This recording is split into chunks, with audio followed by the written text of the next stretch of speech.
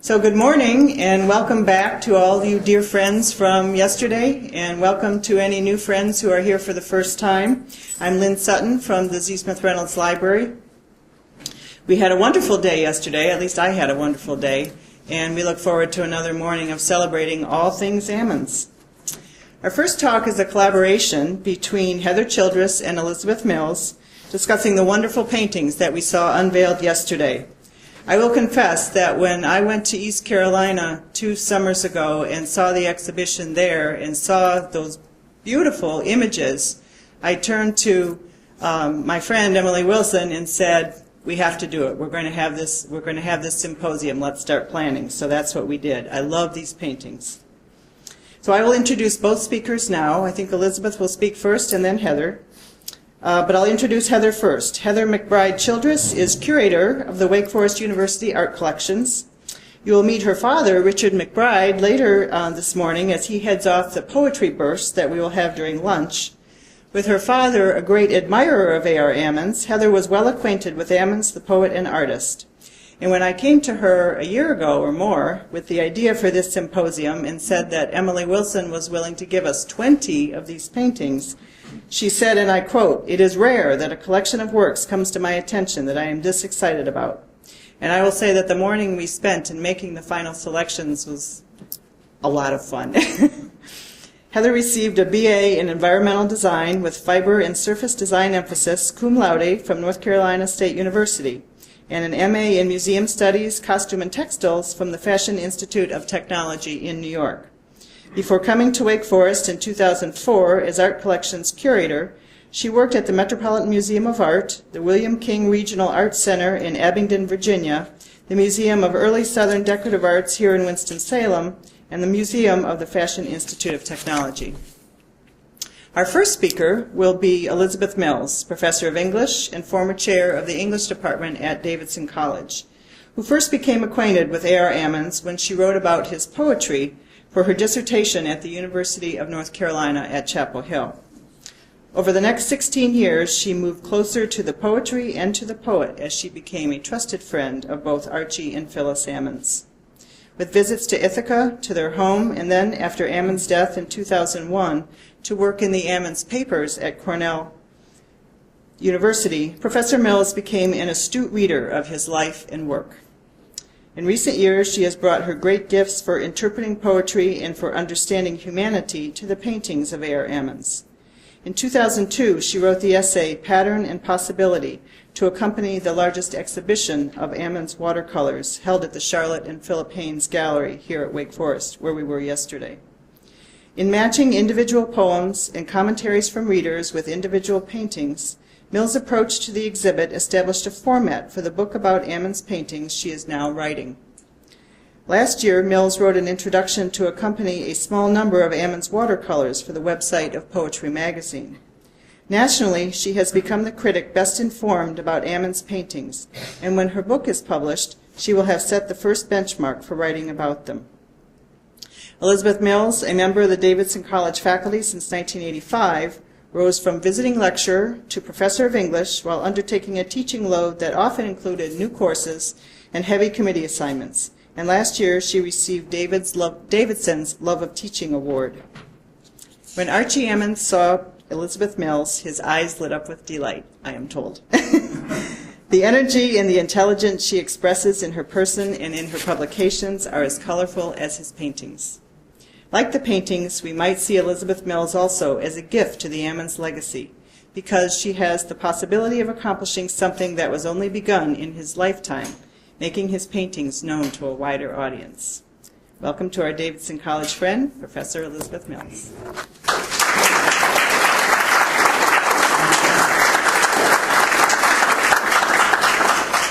Wow, that was so nice. Thank you very much.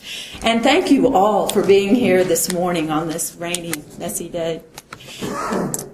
Thanks especially to Phyllis and John for allowing us to view these images, to Emily Wilson for sharing them with me for study before presenting them now to Wake Forest. Of course, to you Dean Lynn Sutton, for all the work that you've done, and to your colleague Giz, who's helped me set this thing up for today, and to my colleague Heather Childress, who will speak in a few minutes. She's the one, of course, who curated this exhibit and will join me in commenting on it at the conclusion of this talk. From the start, I was struck by the title that was given to this symposium, Single Threads Unbraided. The title itself is a line from an Ammons poem strip, which is the first part of Glare, published in 1997. Here's an excerpt from section 35. The solitary self is alone in the world, with a consciousness directed toward all, but by only one. One little guy, seeing and saying, not speaking through the megaphones of public structures, but as if any one to another alone, one to one. If those ones add up to millions, still they are single threads unbraided.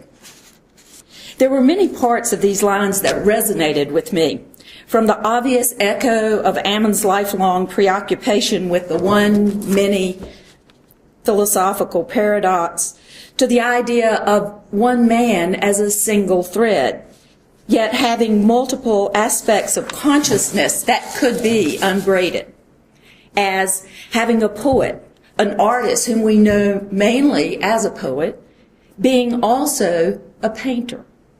Filaments of a single thread for us to unbraid. The diversity of talents, the multiplicity of discoveries, the one many concept hinted in this title and reflected in our subject pleased me. But the more I mulled over this title, the more rich the lines became, for not only did they reflect the artist, but also his art.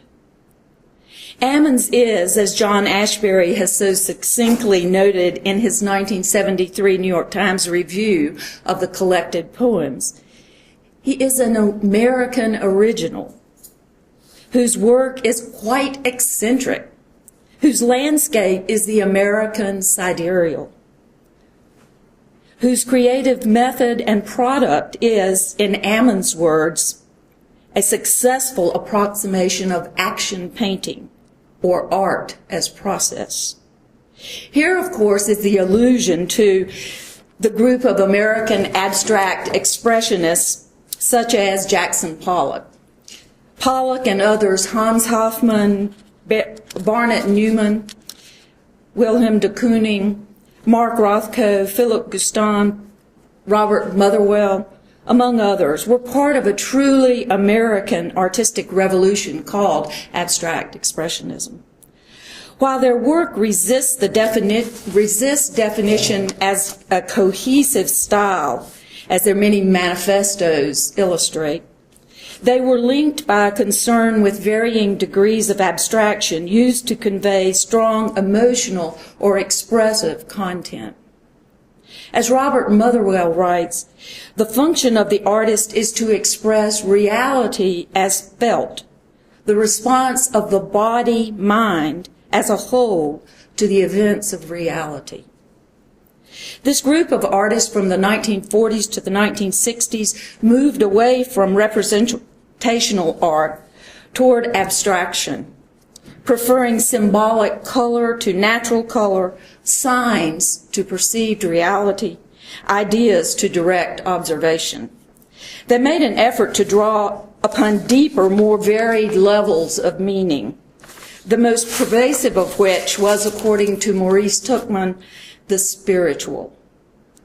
Given their shared goals, it's not surprising that Ammons explicitly refers to himself in his long poem, Sphere, the Form of Emotion, as an abstract poet, noting, "What are my hopes?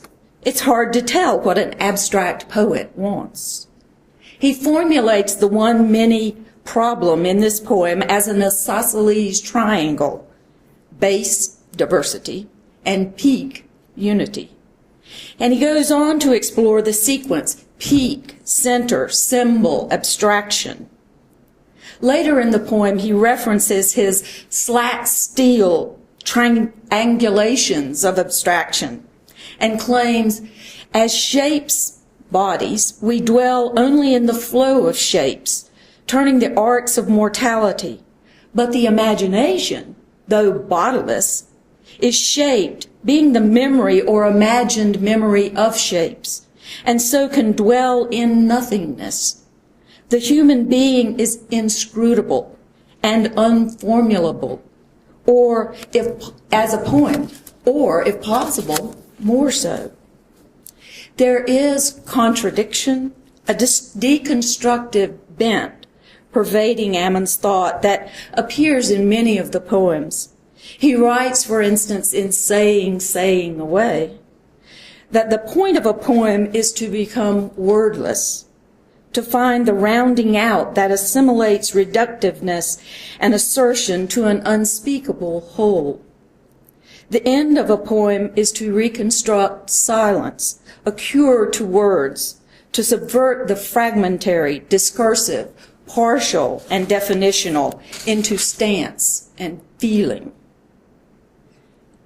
However, just as those abstract expressionist painters were seeking not really complete absence, not nothing, but no thing, something beyond the surface, some reality beyond the representational, so Ammon seeks coherences words can give no access to. A place where distinction between meaning and being is erased into the meaning of being. His short poem, Poetics, describes his poetic process as a search for forms. And I'll excerpt just a little bit from this. I look for the forms things want to come as, from what black wells of possibility, how a thing will unfold, not the shape on paper, though that too, but the uninterfering means on paper, not so much looking for the shape as being available to any shape, summoning itself through me, from the self, not mine, but ours. The verb look underscores the significance of visual perception for Ammon's. For only with that expectant vision does he retrieve from the depths of possibility the organic, unfolding form. The attentive search and availability to what is otherwise invisible and inchoate constitute Ammon's poetic method. The poem suggests, in addition, that Ammon asserts for himself the goal of community. He not only seeks to look, but also to communicate his visions. He voices this subtle claim even more strongly in an early draft of a letter to Phyllis's father, where he reveals, "My interests lie in trying to discover reasonable answers to the large questions in life." He concludes, "What I want to do then is to understand, to find out how the world got where it is and how I and others got where we are. I keep telling myself that if I could understand, I could help others do so and help them find peace with themselves and those around them." Later, in an unsent letter to Harold Bloom, Ammon claims that since unity and diversity coexist hopelessly intermingled and beautiful, before such a system, knowable but inexhaustible, the appropriate response is to praise, to try, that is, to make a work of art, our best equivalence for what is here.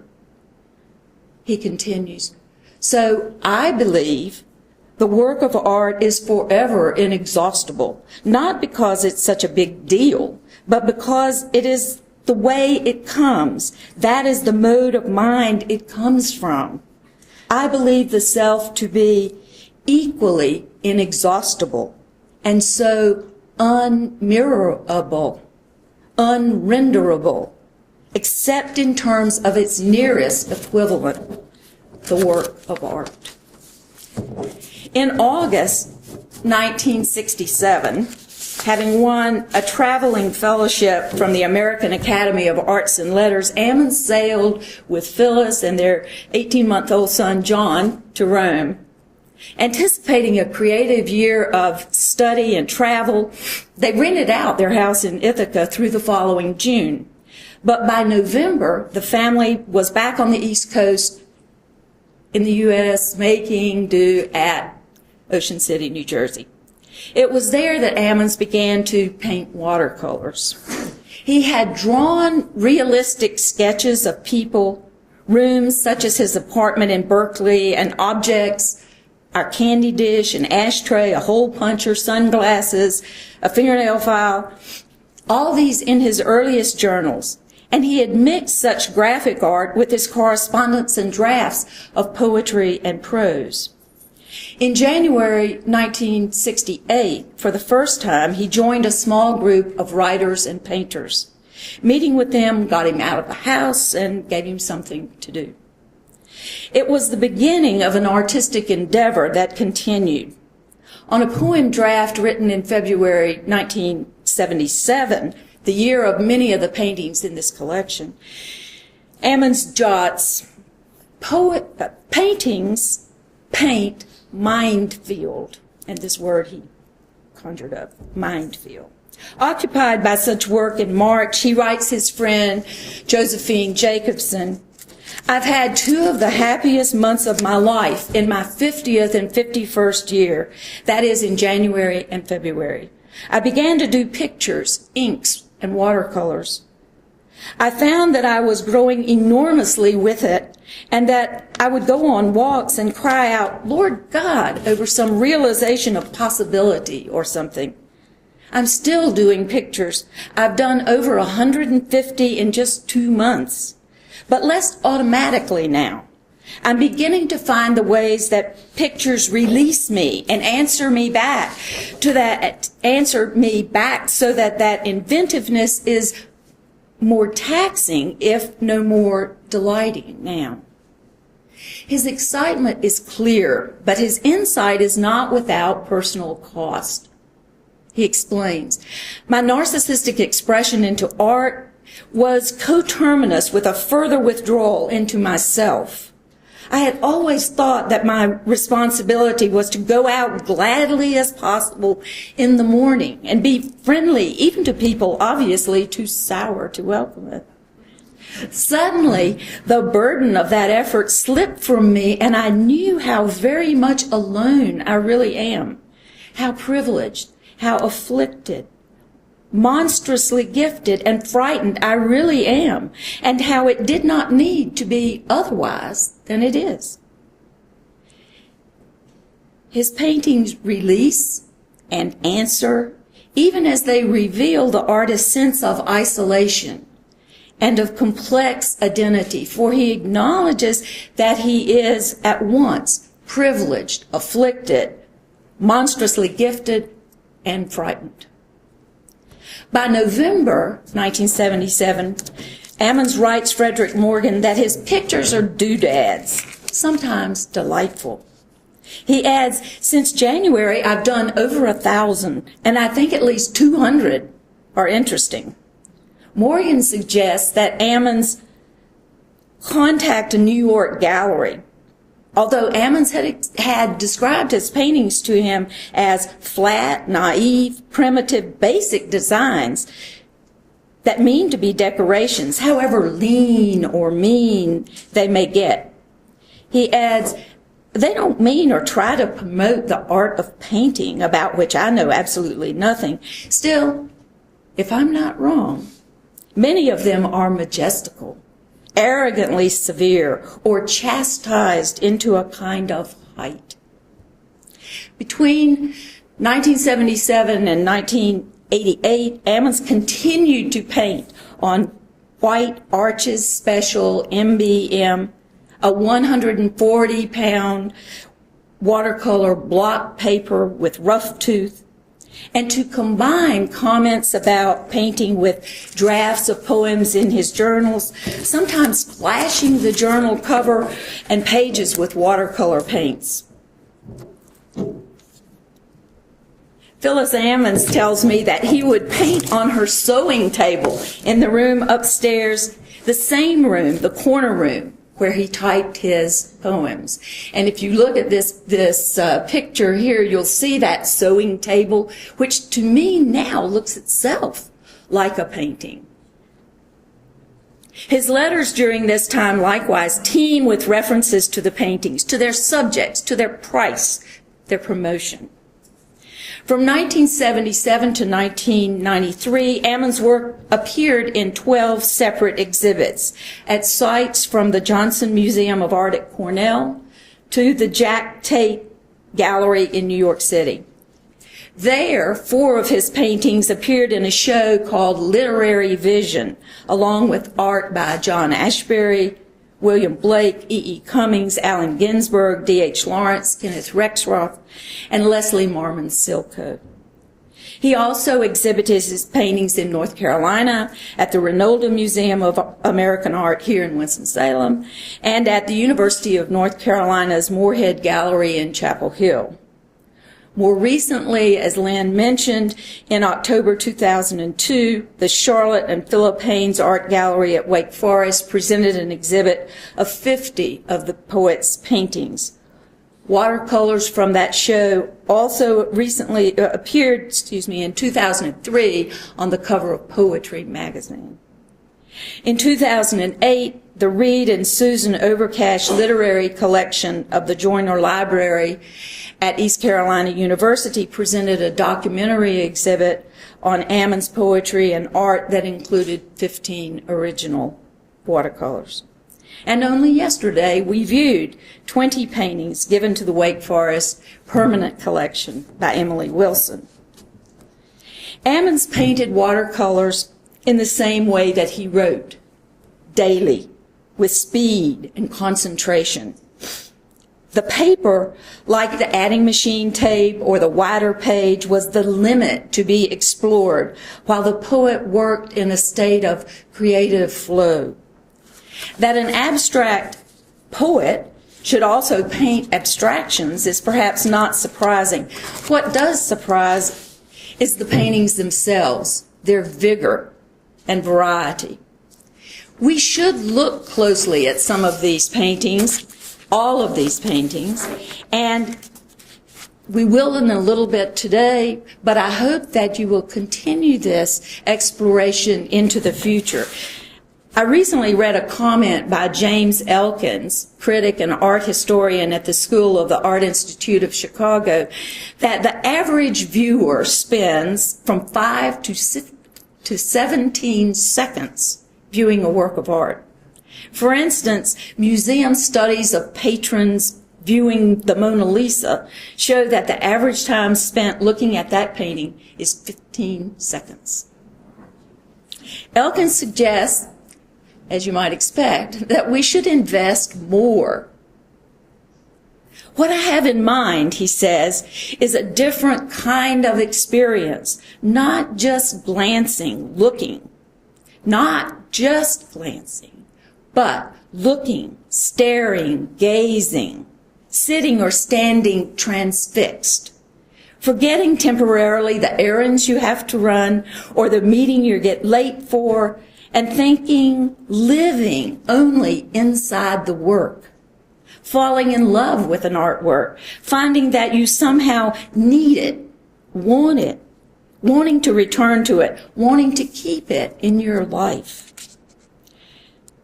Our view in what time remains in this lecture will be brief.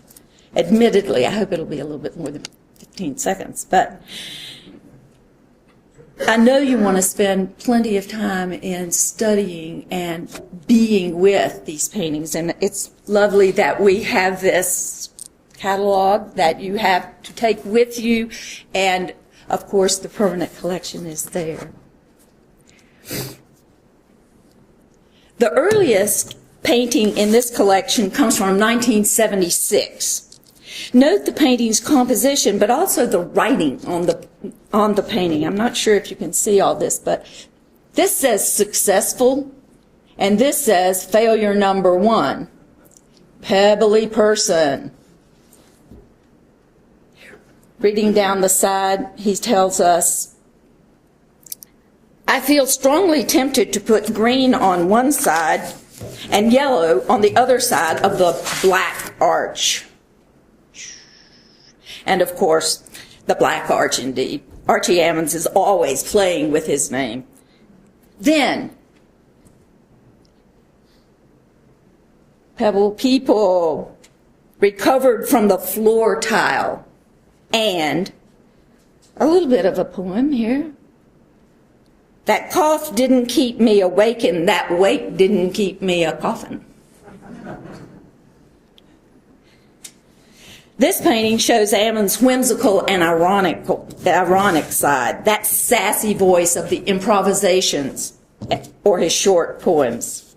Despite its blue body and the unnatural outgrowth on its neck, the one-eyed bird that quizzically engages the viewer and dominates the center of this painting boasts a comb, wattle, and tail feathers of a turkey, maybe one of those dinosaurs with feathers. The flagpole's triangular Cornell banner, you see this Cornell, and the floating pie shapes bearing TV antenna all evoke the Thanksgiving lines in the poem, The Hieroglyphic Gathered, from the Snow Poems. I can talk big. I come from a land of big talkers and big talkers. What one needs is the address of relief of address. King Kong is on. Thanksgiving classic. Summer for dogs is a conflagration of smells, while winter is the ashes, snow. A sprig of smoke rising here and there. All this poetry in Thanksgiving, on Thanksgiving. More puzzling than this bird and the seasonal signs are the man and the woman, here, plus olive, in the goblet, and the rising circles of green, blue, purple, and brown that yield the tempting apple. Companion to that sad tree on the other side. The chaotic energy of a busy life seems to dance through the hodgepodge of iconic forms.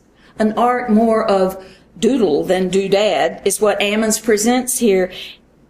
And most disconcerting of all are the almost undecipherable words that seem to drop from beneath the bird's tail. How to get imprecision on the sheet so as to build something to be precise about. And then he crosses out the first part of the next word. Precision, pre-design, excludes so much it prevents communicating about that evidence and surprise. This is a fraud. Picture shows what can come of too little design. The words, and of course their location, convey the poet's negative assessment of his own artistic effort. Very few of the paintings in his collection, and particularly in this collection, have titles, as this one does. This one is called Sundown Grove. See down here on the trees in this grove are clearly abstracted, with only the barest outlines of trunks and leaves in hues of blue and pink, as well as green. The sun sets from the left or the west of the painting, illuminating the falling, bold black shapes of individual trees before the monolithic edge of rock on the right. Two other examples show the use of pattern with somewhat recognizable shapes in them. The first appears to be a map with dotty directions, but no real means of exit. We are looking at a simulation of brain pathways, perhaps, or is this more a campus map with larger and smaller buildings and even a lake?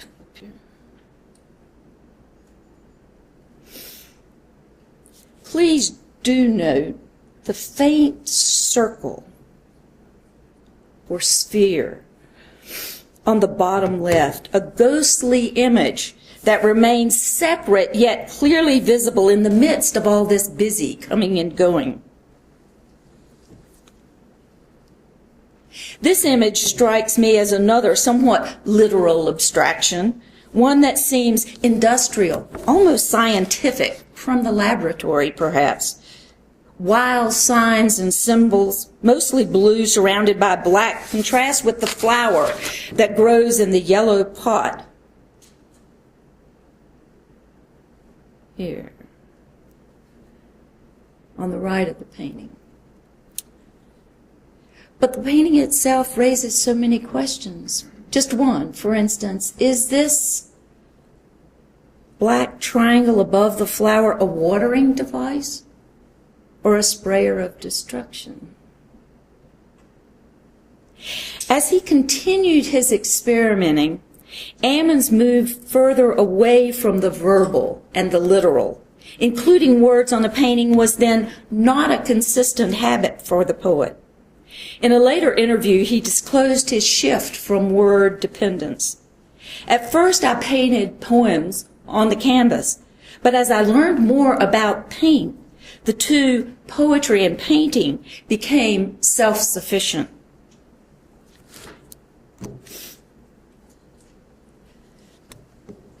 This painting is not in the Wake Forest collection, but it represents those self-portraits that Emily has shared, three, with the space there in 401 in the library.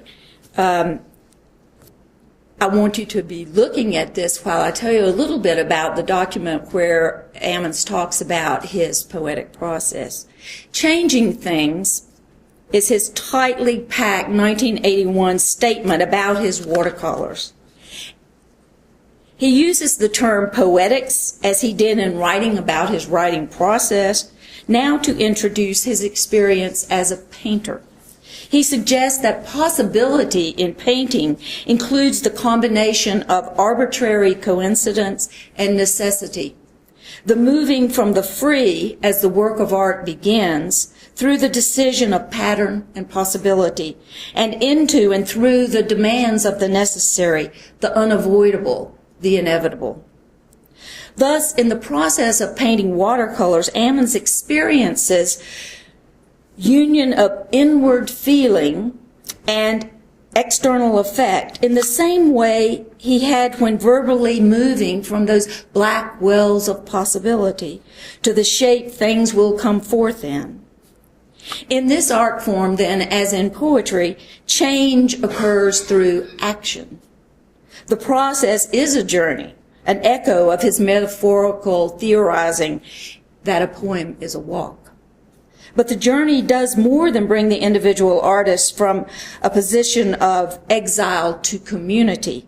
It becomes an external means of locating and transforming internal emotion. In this statement, Ammons politely, grounded in his Southern manners, remembers his emotions as unsettlingly embarrassing because it's negative, since the watercolor's mind feel exposes the artist's anger. I was angry, sizzlingly angry. In addition, he seems at first surprised and then more than a little chagrined to have discovered and entered into this not very nice thing.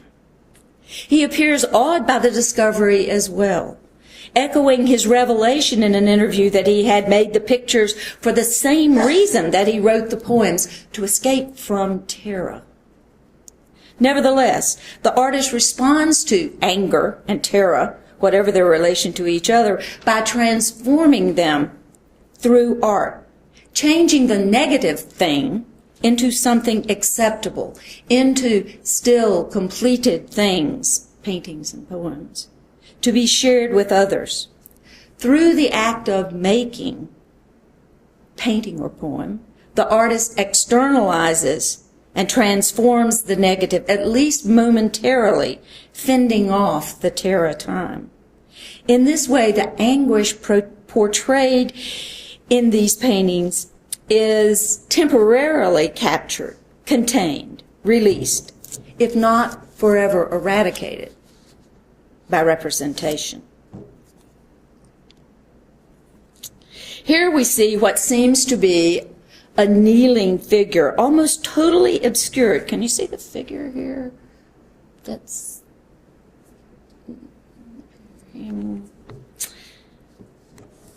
almost totally obscured by swaths of heavy gray. The red hot mass, maybe the burn center that we heard about yesterday, has its own action.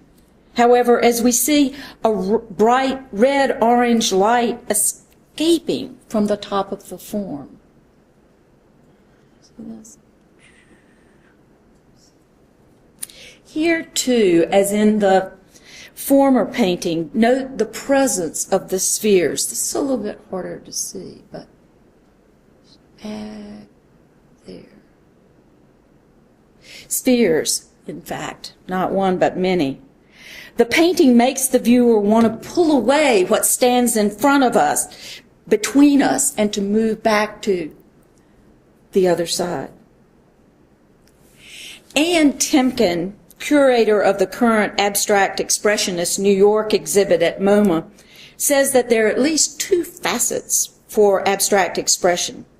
She names them action painting, such as we see in Jackson Pollock's work, and still painting, as seen in Mark Rothko. Ammon's paintings exemplify both.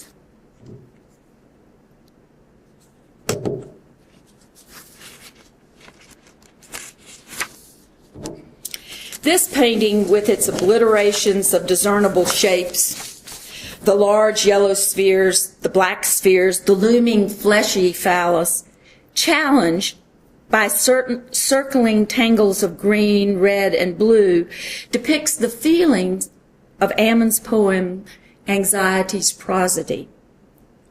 The poem's 7 neatly ordered lines formally illustrate the release into forms that anxiety may attain. For the poem states, anxiety burns, assimilates, sketches, and skirts. The painting embodies the anxiety that Ammons connects with his own work as poet. He says, anxiety tries to get rid of everything thick and material to arrive at a spiritual emptiness, the emptiness of the spiritual. When in 1996, David Lehman asked him whether his poetic inspiration originated internally or externally, Ammons replies, I think it comes from anxiety. That is to say, either the mind or the body is already rather highly charged and in need of some kind of expression, some way to crystallize and relieve the pressure. Later in the interview, he adds, I couldn't avoid being a poet. I was really having a pretty rough time of things, and I had a lot of energy, and the poems were practically the only recourse I had to alleviate the energy and that anxiety. I take no credit for the poems I've written. They were ways of releasing anxiety.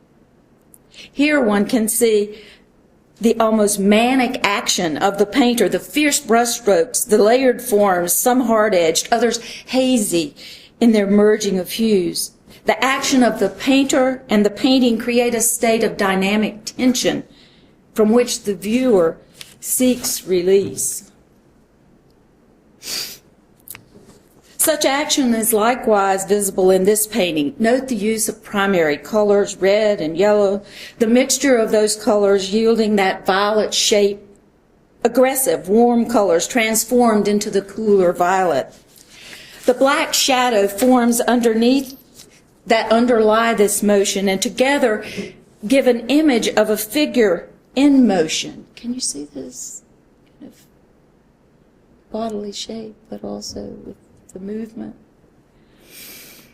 Head bowed, defiant arm, We see the focus on the person as energy, as a consciousness in movement, perhaps in this painting. Colors floating in inscribed but irregular spheres. Here we see an example of a still painting.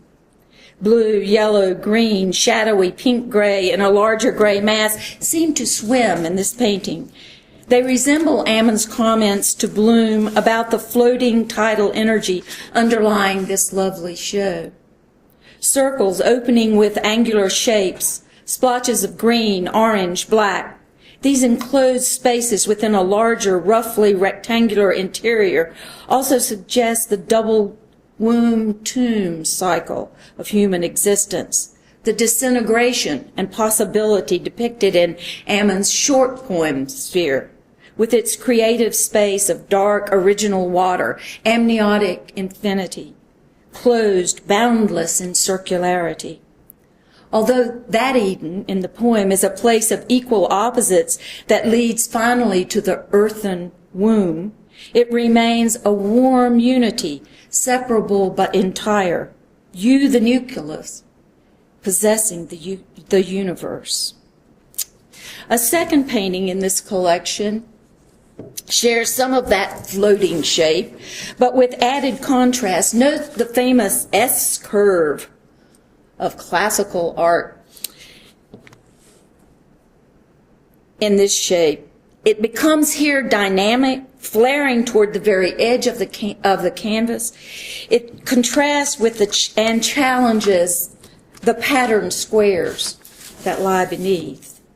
Such dynamism and experimentation with traditional patterns occurs in other paintings in this collection.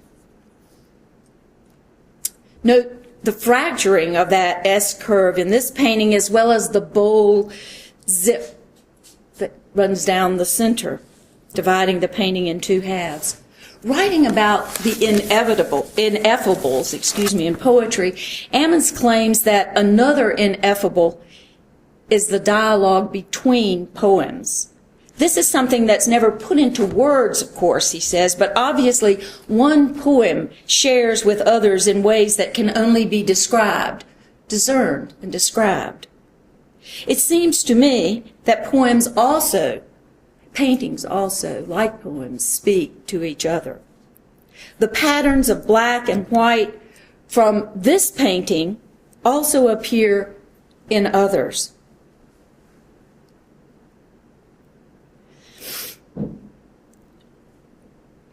And this painting, with its black and white here,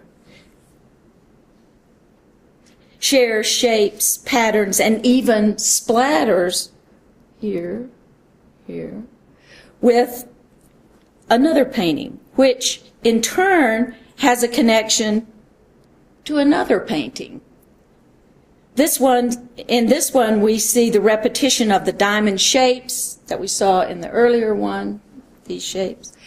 And we also see the sphere, which appears in so many others.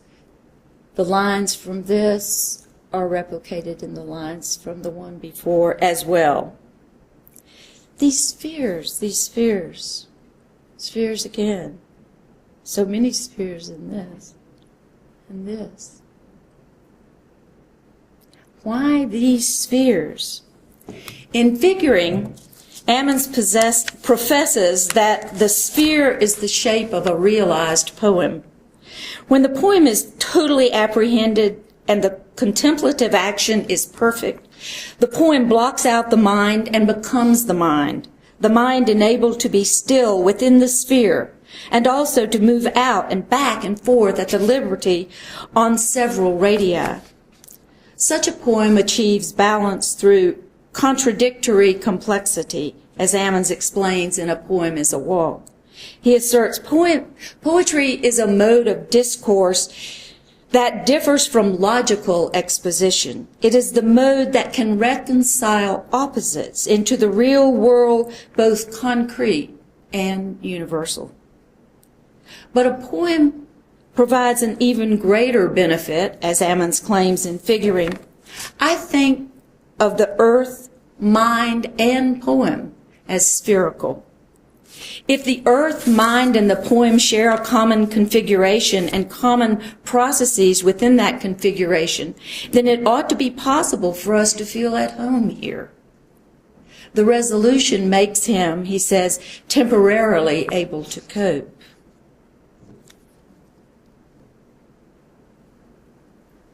More spheres here and here again. But this painting, this gorgeous painting, shows us Ashbery's sidereal landscape, that astral view. The pale ochre and washed green sphere shines luminously within the darker mass, whilst the surrounding black that moves beyond the edge of the paper appears to hold it. It's almost as if we are seeing the birth of a universe, light and energy exploding into or out of the deep of antimatter. Here is a painting meant for further contemplation. As Ammons writes in the long poem, Sphere, the Form of Emotion, seek the whole measure, that is ease, and ramble about without constriction or distortion until the big sky opens the freedom between design and designed airiness. The rational mind absorbed, structures float in plenitude rather than in starved definition. The visible resides in the invisible, the coherent within the incoherent, the visible, coherent, discrete, dwell in flotation, which faces out on the illimitable.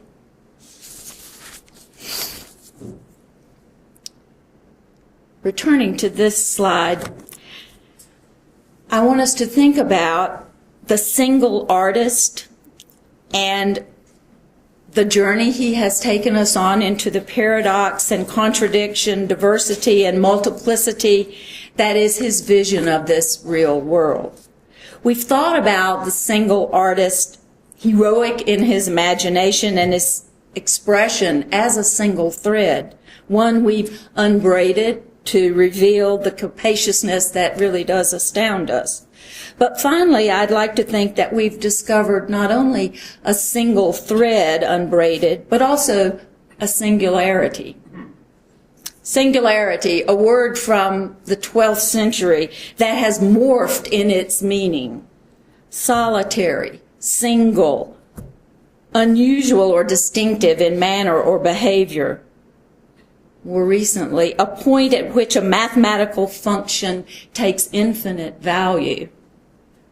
And finally, a region in space-time in which matter is infinitely dense.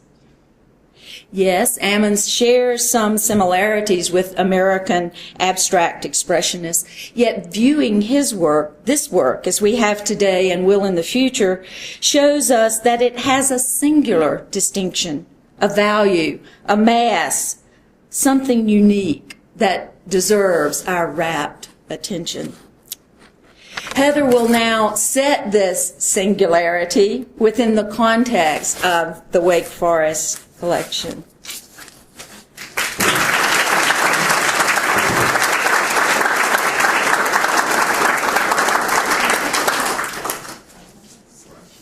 Lynn, I think you'll join me in patting ourselves on the back, because if we had any hesitations at all that we picked the right 20, I think we just got validation. Thank you, Elizabeth. That was very insightful and wonderful to hear your perspective. I do not have the literary background and knowledge and understanding of Ammons' work that I'm sure the majority of you in this room do. So I come to him as an appreciation of the paintings. Thank you for that. That helped a lot. For as long as I can recall, A.R. Ammons has always been a part of my personal narrative. From a young age, I knew the man named Archie was someone of great importance to my dad. As a Wake Forest campus minister, my father and Ammons met during a 1974 poetry workshop and would share a lifelong friendship based on a mutual love of language. As I grew, I would come to understand that Ammons was a poet, although I would not truly be made aware of his poetry until much later. In the fall of 2004, as Lynn mentioned, I assumed the role of art collections curator here at Wake Forest. To familiarize myself with the university's vast permanent collections, I began an exhaustive and comprehensive inventory of all of the collection works and came to discover a self-portrait by Ammons that the university owns, which is housed in the faculty lounge of the English department. This is when I first was made aware that Ammons was as gifted with the brush as he was with the pen. You can imagine my delight when Lynn came to me some time ago to help facilitate the gift of these watercolors to the university. We had the enviable task of selecting 20 works from hundreds and hundreds of paintings from Emily Wilson's amazing collection. During our review, we began to recognize, among many other things, repeating elements, many of which Elizabeth's already discussed this morning, within his portfolio. Some of these included the juxtaposition of the fluid and the fixed mark, the moments of realism amidst great abstraction, the organized geometric structure superimposed with random splatters of paint, the sphere, of course, quiet, transparent washes and bold, intense, and sometimes even fluorescent bands of color, and of course, written text on the page. So after much consideration, we selected works embodying many of these repeating elements to form this particular group of 20 that are permanently installed in the Ammons Gallery.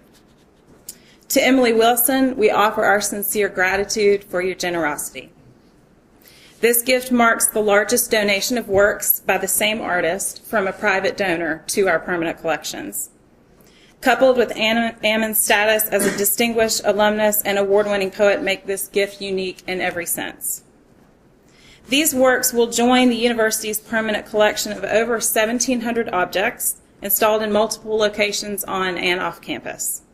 As with all our holdings, we will act as careful stewards to preserve these great works for the public trust, and in keeping with the educational mission of the university, we'll endeavor to promote them as an active educational resource to the campus community as well as to the general public.